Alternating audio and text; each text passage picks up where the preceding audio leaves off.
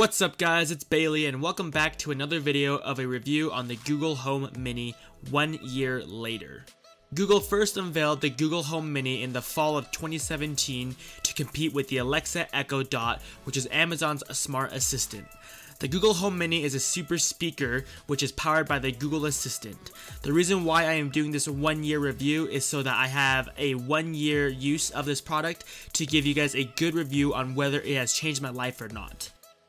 And when it comes to the Google Home Mini, it has impacted my daily routines. There's just so much you can do with the Google Home Mini, like setting up alarms, adding things to your grocery list, controlling other smart devices, making phone calls, and even ask questions like, "Okay Google, tell me a joke."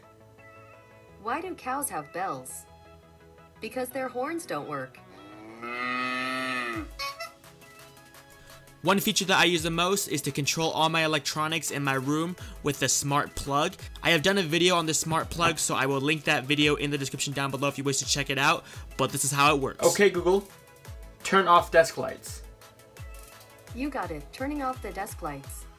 Okay Google, turn on desk lights. You got it, turning on the desk lights.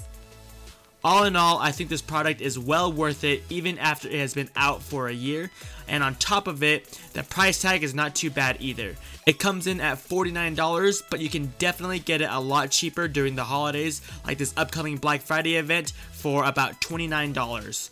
If this video helped you out, don't forget to like the video, and if you guys have any questions, go ahead and leave it down in the comment section down below, and that is all I have for you guys in this video. I will catch you guys all in the next one.